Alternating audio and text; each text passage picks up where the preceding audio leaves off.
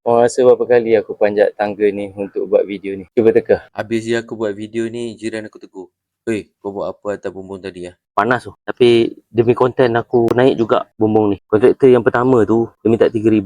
Dia nak buat leveling. Maksudnya dia akan bacul simen dekat atas ni. Sebelum ni dia betulkan balik sampai ke hujung sana. Kontraktor kedua, dia minta buat atap. 1,500 tu harga upah saja, tak campur atap dia. So dia nak buat atap ni, daripada sini sambung terus ke hujung sana. Tutup. Maknanya aku dah tak boleh guna dah atas ni, slab ni. Aku kena ubah aku punya account outdoor ni. Tidak silap piring Astro aku pun aku kena ubah juga. Ada yang tanya kenapa tak buat lubang air. Aku sebenarnya bukan tak nak buat lubang air. Dekat bawah ni, aku dah tutup lah. Air yang bertakung sebenarnya sebelah sini tau. Sekejap, aku ubah sekejap.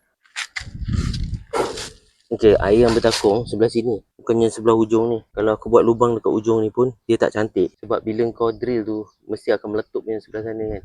Dia akan pom macam tu kan, berlubang kan. Tak cantik. Yang sebelah depan sana tu adalah kawasan depan rumah. Nanti orang nampak lah. So yang kedua, dia takkan selesaikan masalah pun. Sebab dia punya bertakung dia dekat sini, bukannya dekat ujung tu.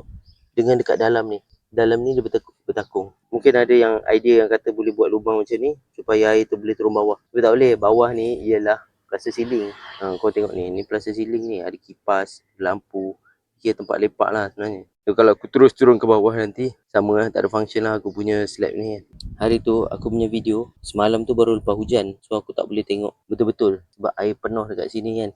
Jadi hari ni, air dah kering sikit. Okay, korang tengok ni Ini yang jadi selepas 3 tahun. Tengok. Ni sikat topsil ni. Dia jadi berkeping-keping. Dia tak melekat dengan simen dengan 100% lah. Aku tahu sebenarnya dalam satu kursus CIDB tu, dia ada bagi tahu ada satu lapisan kau kena letak kat sini. Warna hitam tak silap aku. Kemudian baru letak benda lain lah atas ni. Aku tak tahu barang tu barang apa. Tapi ni. Nampak ni.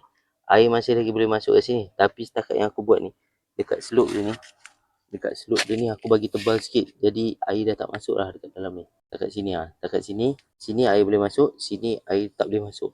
Ini kira nasib-nasib jugalah.